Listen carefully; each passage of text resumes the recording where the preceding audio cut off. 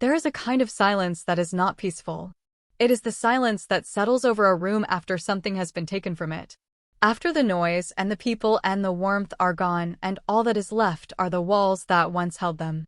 That is the silence that filled the Harmonia Community Music Center on a Tuesday afternoon in October, when three men in city compliance jackets walked through the front door without knocking, moved through the building like they already owned the air inside it, and left behind a stack of papers that said the dream Norell Watkins had given her entire life to build was effectively over.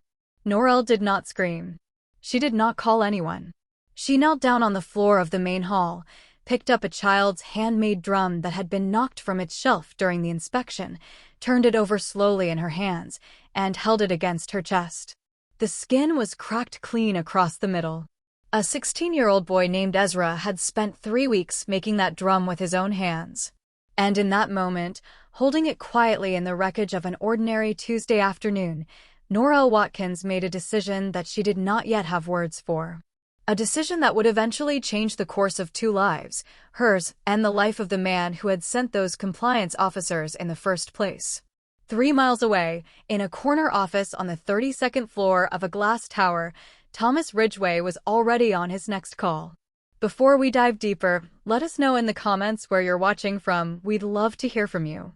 And don't forget to hit that subscribe button so you never miss any of our upcoming videos here on Loveth Reveals. Thomas Ridgeway had built his name on a single belief. A belief he had tested and refined over 30 years of deals, acquisitions, courtrooms, and boardrooms across the country. The belief was simple. Every obstacle has a price. Every person, every institution, every piece of land that stands between a man and his vision has a number attached to it. You just have to find the right currency. He had been finding it since he was 24 years old, working out of a rented office the size of a walk-in closet, with a second-hand desk and a borrowed suit and a confidence that had no business being as large as it was. He had started with nothing. Not the kind of nothing that comes with a safety net underneath it. Real nothing. A mother who worked 2 jobs.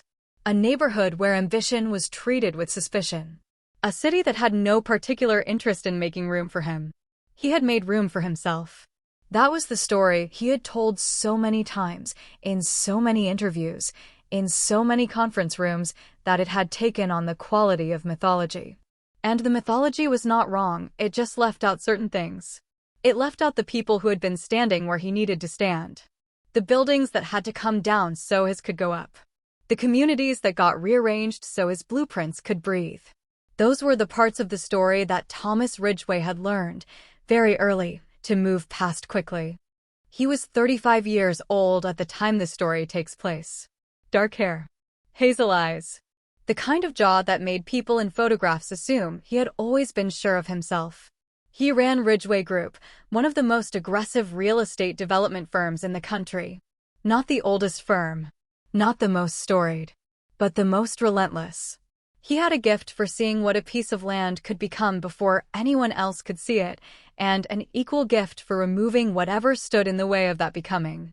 Competitors called him dangerous. Journalists called him visionary. Nobody had ever called him wrong, because he had never yet been wrong. The Ridgeway Tower complex was supposed to be his masterpiece. A billion-dollar mixed-use development stretching across 4 city blocks on the south side of Chicago. Residential towers. A 5-star hotel. A conference center. Retail. Underground parking. For years of planning. 3 years of acquisition work. 47 individual land parcels negotiated, purchased, and cleared. Every single one except one.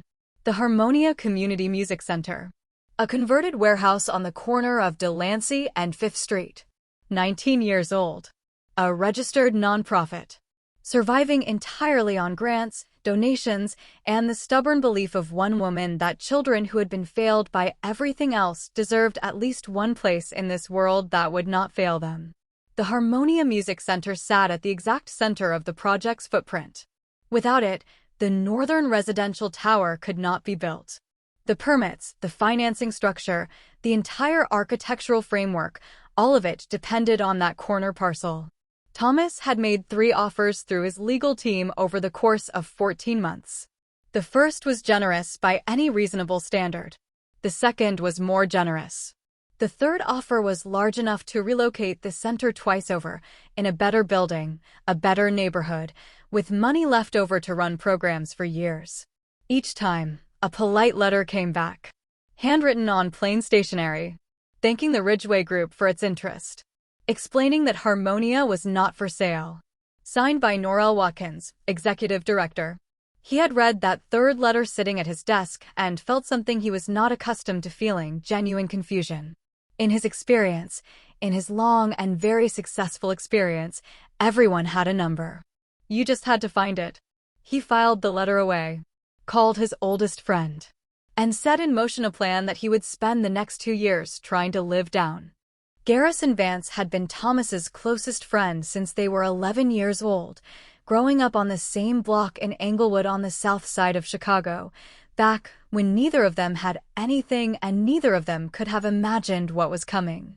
They had gone to the same high school, borrowed money from the same people, built their first small real estate deals together in their late 20s with too much confidence and barely enough capital. Garrison now ran Vance and Associates, a smaller acquisitions firm with a quiet working arrangement with Ridgeway Group. The two firms did not advertise the connection. It was simply useful, sometimes, to approach certain acquisitions under a name with less history, less scrutiny.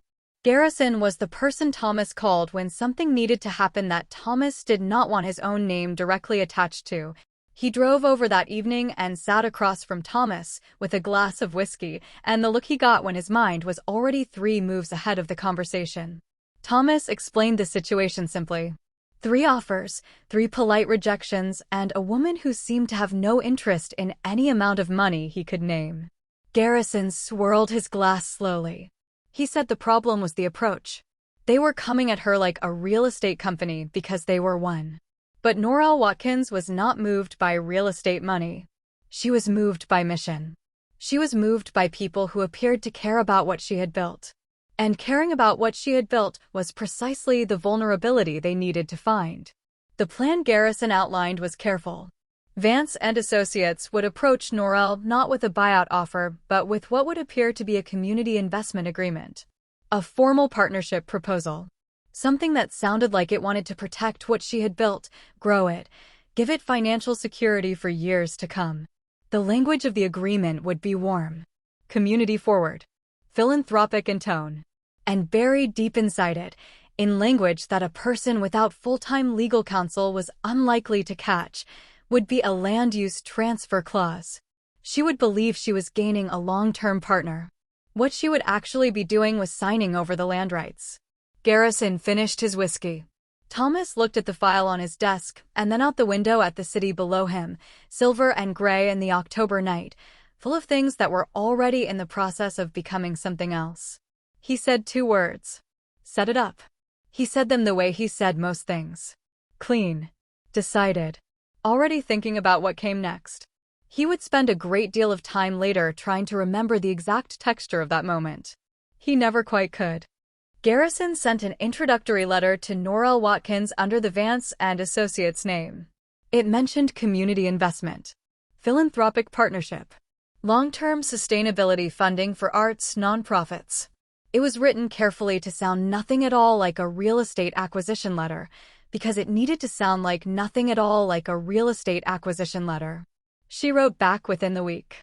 A meeting was arranged. Garrison went alone to that first meeting and came back with a report that Thomas had not expected. He said she was warm, but she was careful. She asked good questions, and she was not dazzled by the funding language.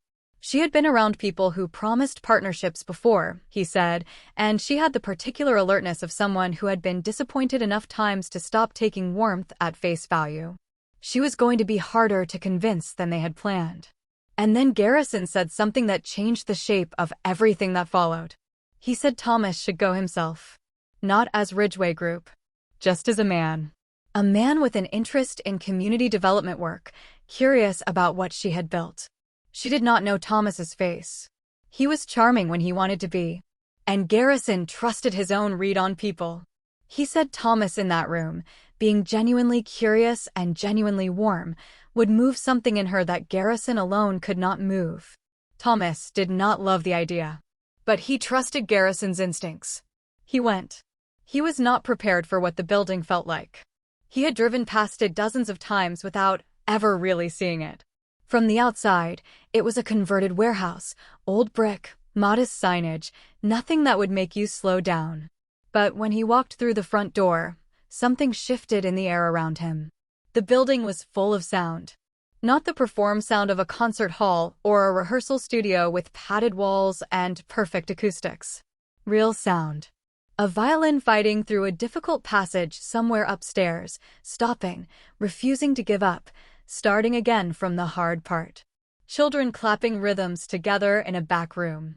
Somewhere further in, someone was humming to themselves while they moved chairs. There was a cork board by the entrance covered in overlapping layers of handwritten notes and drawings and short sentences in children's careful handwriting. Thomas stood there and read one without meaning to. It said, "This is the only place I don't feel invisible." He looked away from it quickly, refocused himself, reminded himself why he was there. And then he heard the piano. It came from behind a closed door halfway down the corridor. A melody with no sheet music behind it.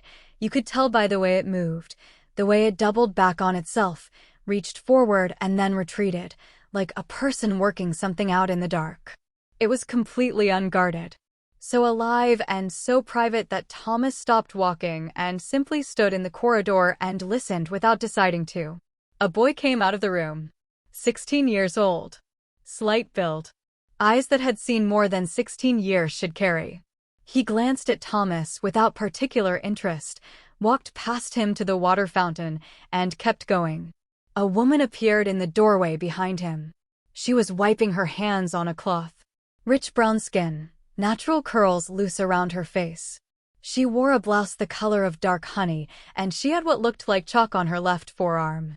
She looked at Thomas with an expression that was not cold and was not impressed. It was simply clear. She said, "You must be Thomas." He smiled. The smile that had worked in every room he had ever walked into. She stepped aside and let him in. Her office was small and lived in. A desk stacked with grant applications and program schedules. Her mother's photograph leaning against a coffee mug because, she would tell him later, frames made things feel finished and her mother was not finished. A window that looked out onto the side street where a group of younger children were arriving for an after-school session, pulling open the heavy door and disappearing inside with the comfortable ease of people who knew they belonged there. He was good at the initial part. The warmth. The listening. He sat across from her, and he let her talk about Harmonia. 19 years old. More than 400 children served. A waiting list that grew every year and broke her heart every time she read it. He asked good questions. He nodded in the right places.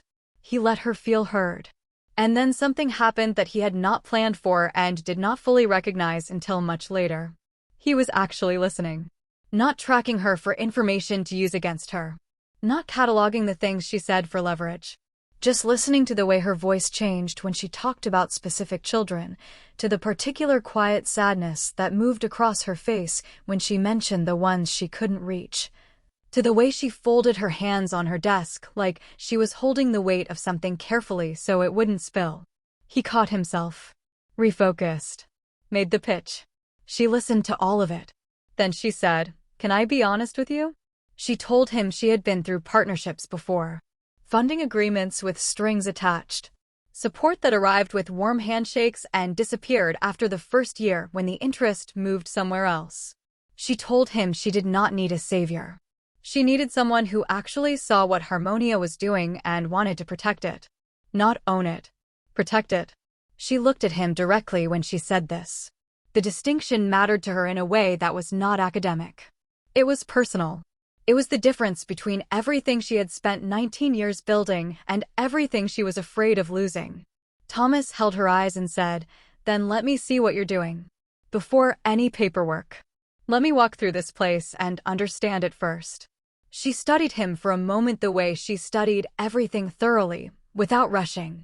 Then she stood up and said, "Come on then." She walked him through the building the way a person walks you through their home. The percussion room with its mismatched equipment and a whiteboard covered in rhythm exercises.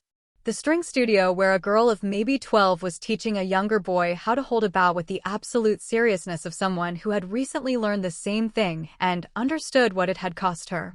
The recording corner upstairs where a teenager was layering tracks on a laptop, completely absorbed in his own world, not looking up even when they passed. And then she stopped outside a door at the end of the corridor. Through the small window in the door, Thomas saw the rehearsal room. A grand piano at the center, worn but loved. And at the bench, the boy from the corridor. The one with the eyes that had seen too much. Norell said his name quietly, Ezra. She said it the way you say the name of something precious. 2 syllables that carried the weight of a much longer story. Thomas asked what had happened to him. She kept her voice low and even. House fire. He was 14. His father did not make it out. He didn't speak for 7 months after. The school counselor referred him here as a last resort, the way people come to certain places only after everything else has failed. Thomas looked through the window at the boy at the piano. Ezra was playing something completely his own. No sheet music on the stand. His hands moved across the keys with the certainty of someone who knew exactly what he was reaching for, even if he had not yet fully caught it. The reaching was the thing. The way he leaned slightly forward, the way his right hand stretched for a note and found it, and then kept going. Thomas stood at that window for a long time. He was not counting the minutes. He simply was not moving. Norell stood beside him and said nothing. She was very good at that, leaving space for things to land without filling it. He came back the following week. He told himself it was strategy. Relationship management. Keep her warm, keep her trusting until the paperwork was ready. That was all it was. But on the 3rd visit, he arrived 20 minutes early and sat in his car outside the building and listened to the sounds coming through the open windows, and he did not go inside for a long time. And that was not strategy. That was something else entirely. Something he did not have a clean name for. He found himself learning things he had not planned to learn and did not know what to do with. He learned that Ezra had started waiting for him. He noticed it on his 4th visit, the boy sitting on the bench near the entrance, pretending to look at his phone, with the expression of someone who was absolutely not going to admit he had been waiting. When Thomas walked in, Ezra looked up with the air of someone administering a quiet test. He said, "You're 4 minutes late." Thomas said, "That is still on time by any reasonable standard." Ezra said, "That is not how time works." He walked away before Thomas could respond, which turned out to be something Ezra was very good at. He learned that the girl with the violin was named Patience, and that she had a way of scowling at a difficult passage that made her look 40 years old.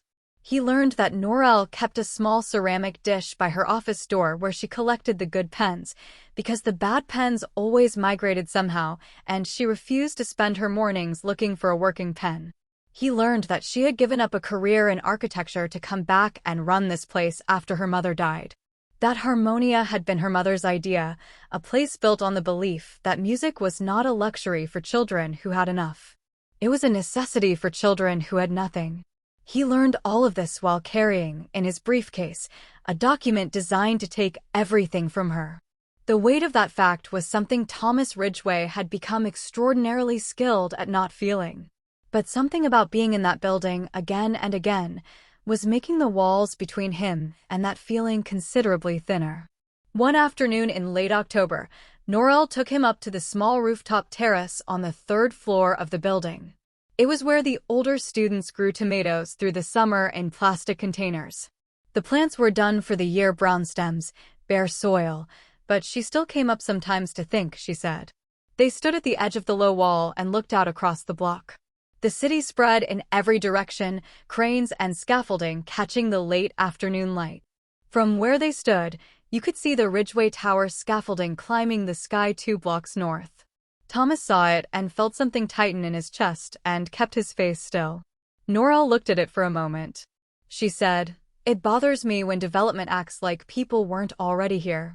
When it mistakes a community for an empty lot." She pointed at the rooftops below them. She talked about the hardware store on 4th Street that a family had run for 30 years. The woman who gave piano lessons out of her apartment on Delancey for 2 decades. People who were not in anyone's master plan, she said, but who were absolutely real.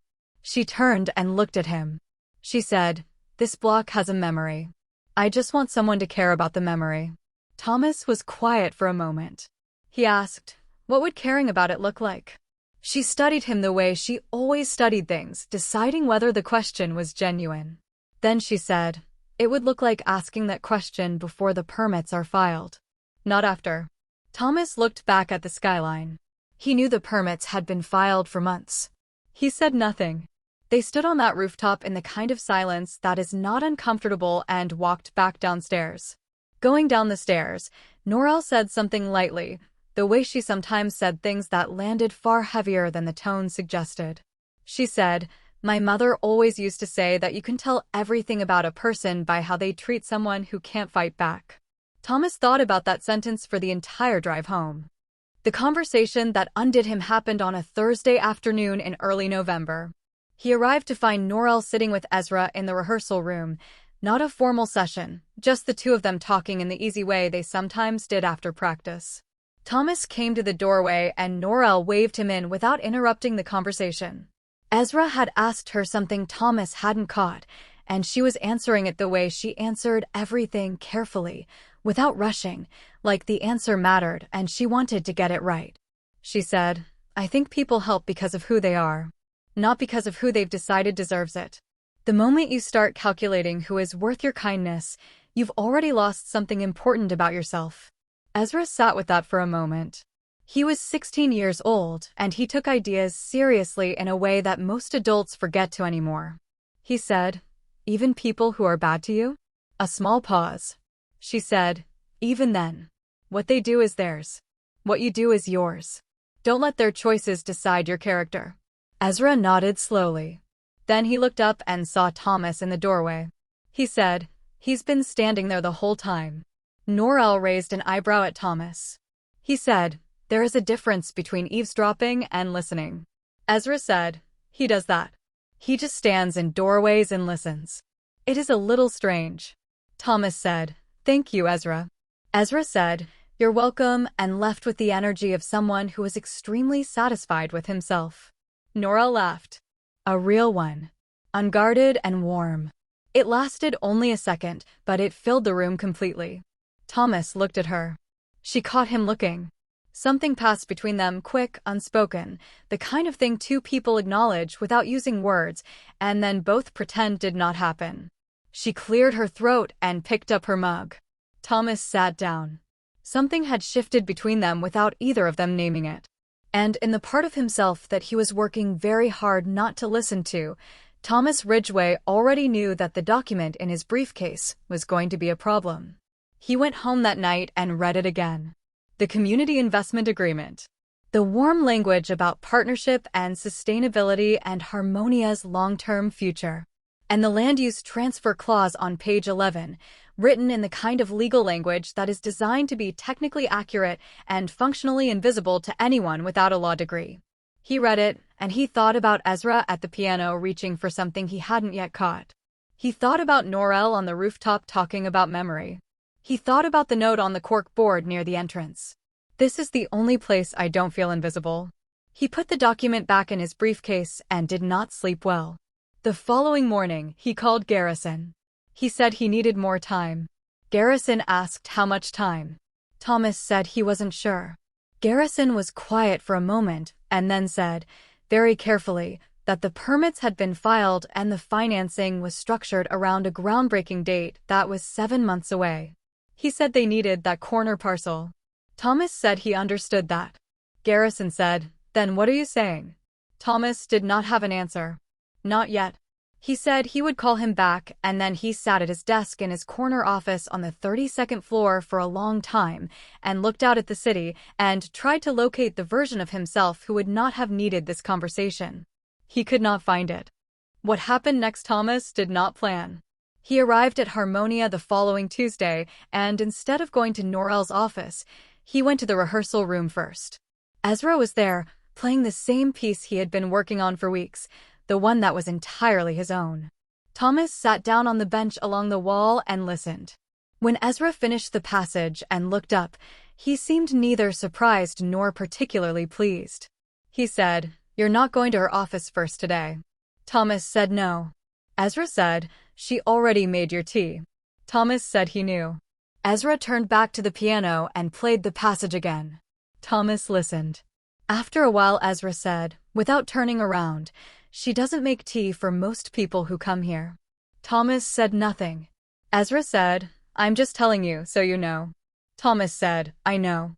He sat there until Ezra was done, and then he went to Norell's office, and she had made the tea, and she did not mention it, and he did not mention it. And they talked for 2 hours about everything and nothing and the funding situation, and a grant she was trying to write and a new student who had just joined. A 13-year-old girl named Destiny who had been referred by a school counselor and had not said a single word in her first 3 sessions, but sat at the back of the room and watched. Everything with eyes that were trying to decide whether this place was safe. Thomas found himself asking questions about Destiny the way you ask questions about someone who matters to you. He found himself caring about the answer. He drove home that evening and sat in his car in the parking garage of his building for 11 minutes before he went inside. He sat there because he needed to be still for a moment. Because something was happening to him in that building, in that woman's presence, in the orbit of those children and their instruments and their enormous, guarded, slowly returning trust. Something was happening to him that he did not know how to stop and was no longer certain he wanted to. He called Garrison 3 days later and said he could not do it. Garrison did not speak for a long time. Then he said, "Thomas." Thomas said, "I know." Garrison said, "The financing, the timeline, the permits." Thomas said, "I know all of it. I know what this costs. I'm telling you I cannot do it." Garrison said, "She doesn't know who you are. She doesn't know you're behind any of this. You could still walk away. Find another solution for the northern parcel, redesign the footprint, take the loss on the northern tower." Thomas said, "That's not what I mean." Garrison said, "Then what do you mean?" And Thomas said the thing he had been circling for weeks without being able to say it directly. He said, "I have to tell her." Garrison's voice when he responded was not angry. It was something quieter and harder than anger. He said, "If you tell her, you lose everything. Not just the parcel. The whole project. She will go public. The press will run it. The financing partners will pull out. Everything you have built toward this for 4 years disappears." Thomas said, "I know."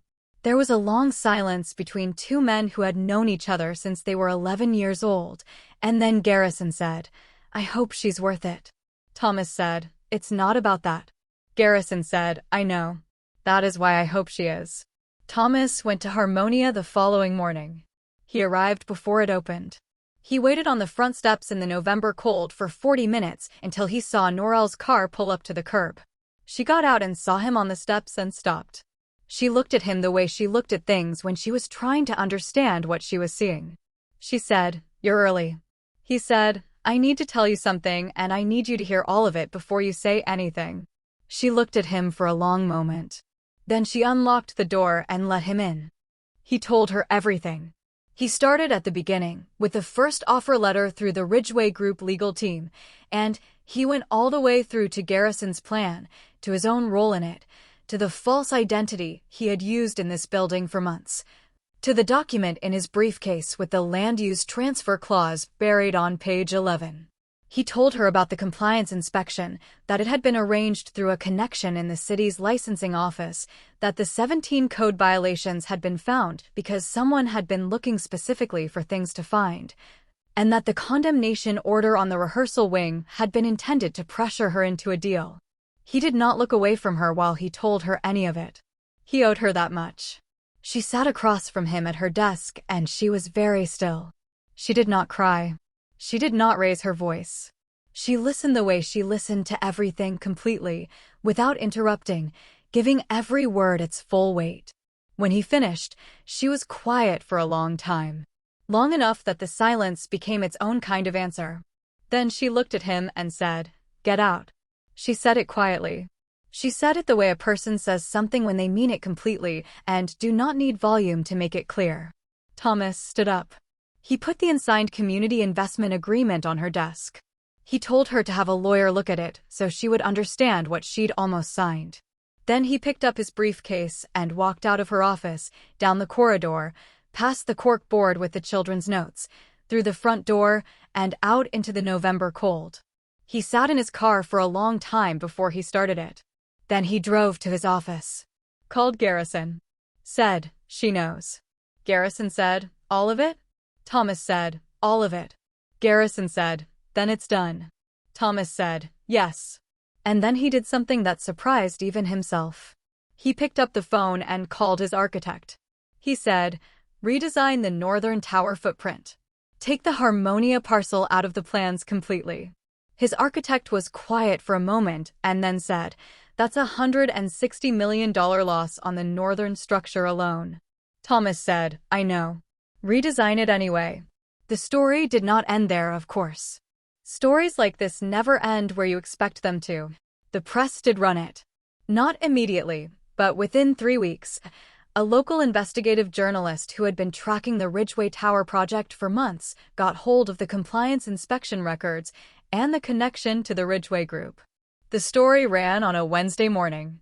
By that evening, it had been picked up nationally. Thomas Ridgeway, billionaire developer, exposed for orchestrating fraudulent code violations to force a community music center off its land. The headline was not kind. None of them were. His financing partners called emergency meetings. 3 of them pulled out within the first week.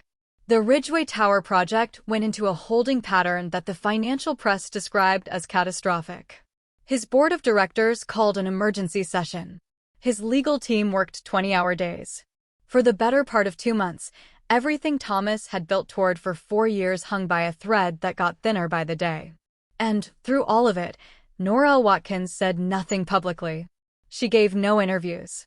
She issued one short statement through a lawyer she had finally hired, saying that Harmonia Community Music Center was not for sale, and had never been for sale, and would continue its work with the children of this community regardless of what happened around it. That was all she said. It was more powerful than anything she could have added to it. Ezra did not know the full details of what had happened. Norell had told him only that there had been a situation with a developer and that it had been resolved. He was 16, and she protected him from the things he did not need to carry. But he was 16 and perceptive in the way that children who have survived real loss become perceptive, and he knew something had happened with Thomas. He sat in the rehearsal room one afternoon in December and played the piece he had been working on since the fall. He played it all the way through without stopping for the first time. The melody reached for the thing it had been reaching for since October and found it and held it. Norell stood in the doorway and listened. When it was done, Ezra sat quietly for a moment and then said, "Is he coming back?" She said, "I don't know." He said, "I think he should." She looked at him. He said, "I'm just saying, he's not the first person who did a bad thing and figured it out later. That's all I'm saying." He turned back to the piano and started playing something new. Norell stood in the doorway a little longer than she needed to. Then she went back to her office. That evening, she sat at her desk for a long time. She thought about what her mother used to say. What they do is theirs. What you do is yours. Don't let their choices decide your character. She thought about Ezra playing his piece all the way through. She thought about the girl named Destiny who had, in her 6th session, finally picked up a tambourine and held it for a moment before setting it back down. Small things. Enormous things. She picked up her phone and she called the number she still had. It rang 4 times. Thomas answered. She said, "I'm not calling to forgive you. I want you to understand that." He said, "I understand that." She said, "Harmonia needs the rehearsal wing inspection overturned. The condemning order was fraudulent and you know it and you are going to fix it."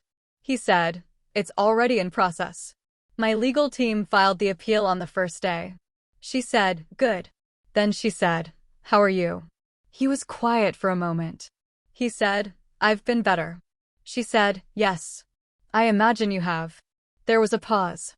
Then she said, "I need to go." He said, "Norell." She waited. He said, "I'm sorry." Not the way people say sorry when they want something from it. Just the word standing alone, with nothing attached to it. She said, "I know." And she hung up. 3 months passed. The Ridgeway Tower project was restructured significantly. The northern tower was redesigned around a smaller footprint at enormous cost, exactly as Thomas had instructed. Two of the financing partners who had pulled out came back after the project was restructured, and Thomas gave a public statement that was, by any measure, unusually honest. He said he had been wrong. He said what he had tried to do to the Harmonia Community Music Center was indefensible, and he was not going to defend it. He said the project would go forward without the Harmonia parcel, and that the redesigned plans were, in his assessment, stronger for it. He did not mention Norell by name. He did not need to.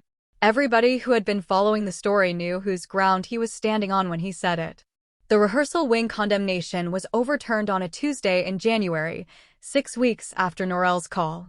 She found out at 8 in the morning and walked directly to the rehearsal room and unlocked it and stood in the doorway for a long moment.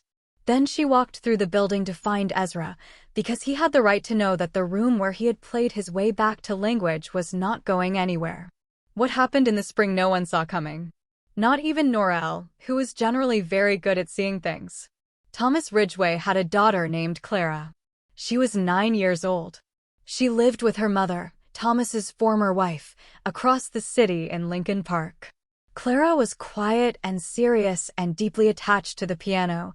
She had been taking lessons since she was 5, and music was the primary language she used to make sense of the world. In March, Clara was diagnosed with a condition affecting the neurological pathways that govern fine motor coordination. The diagnosis was not catastrophic, her doctors were careful to say, but it was significant. The deterioration, if it progressed, could affect her ability to play. Her mother, whose name was Patricia, called Thomas in tears. He drove to the hospital and sat in a waiting room for 6 hours. Clara was the one thing in Thomas Ridgeway's life that was not a project.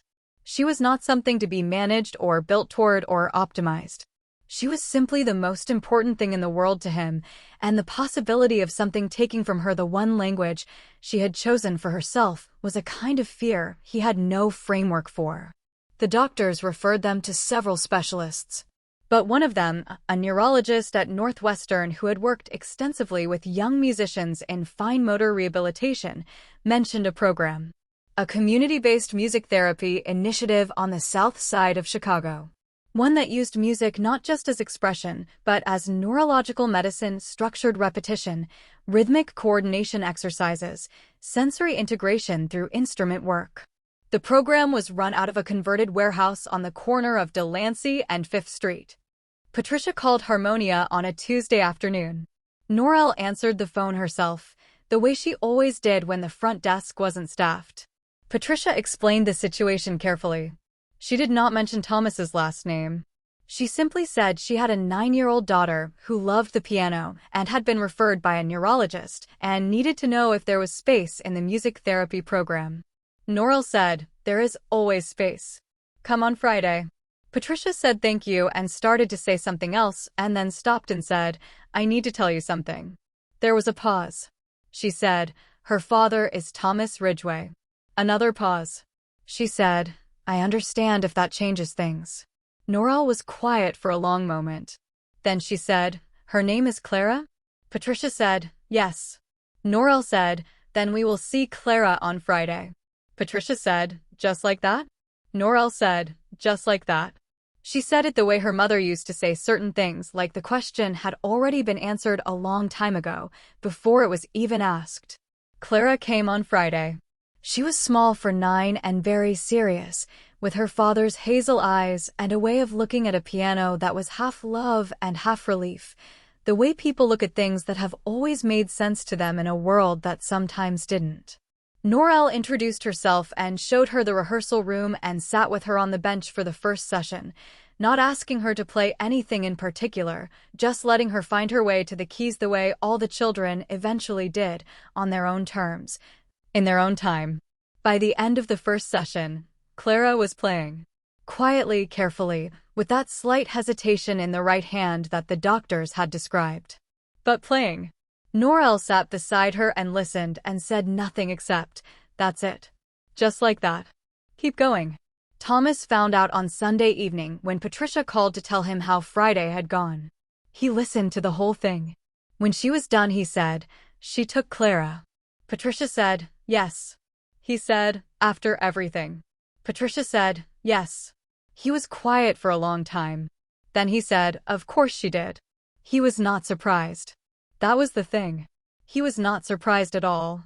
He thought about what Norell had said on a Thursday afternoon in the rehearsal room to a 16-year-old boy who had asked whether kindness extended to people who had hurt you. She had said, "What they do is theirs. What you do is yours. Don't let their choices decide your character." He sat with that for a long time. Then he picked up his phone and he did something he had not done in 4 months. He texted her. He said, "I heard Clara came on Friday. Thank you." That was all. He waited. After 20 minutes, his phone lit up. She had sent back 2 words. "She comes Tuesdays now."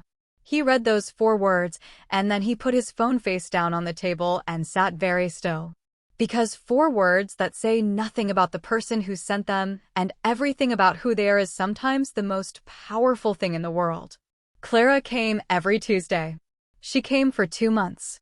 Her right-hand coordination, which the neurologist had said might plateau at its current level, began to improve incrementally.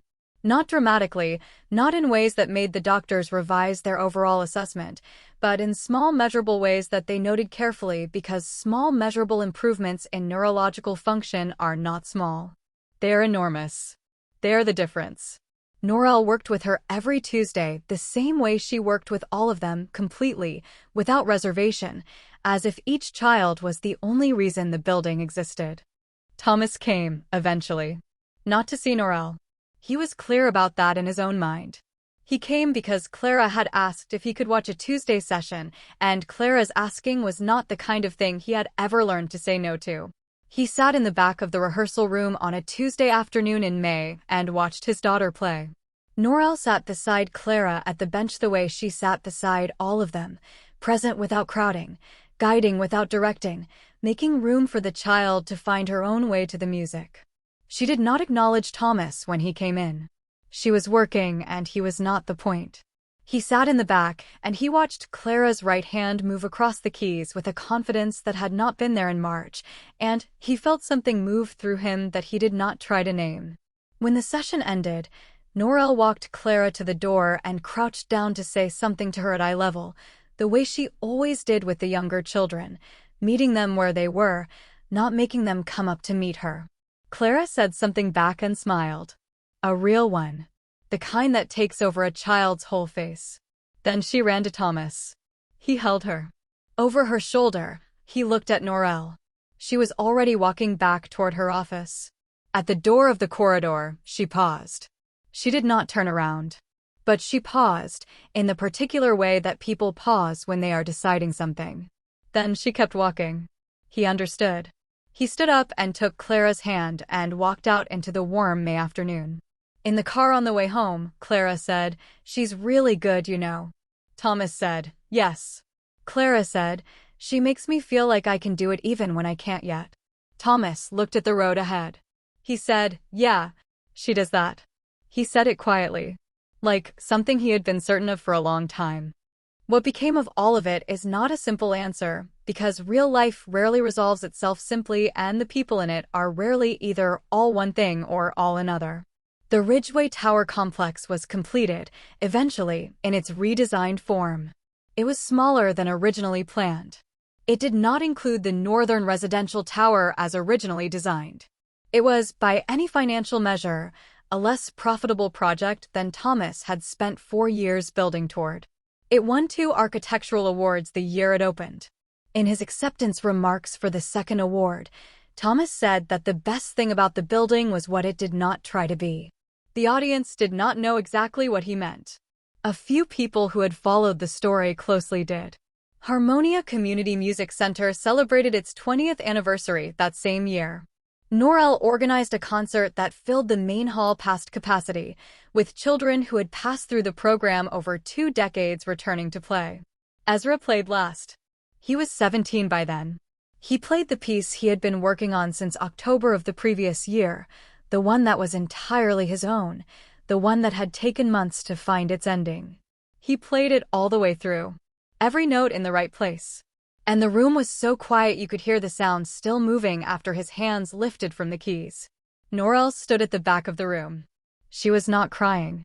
She was just watching, the way she always watched, completely, with all of her attention, as if this moment was the only moment there was, and it deserved every bit of what she had. Thomas was there.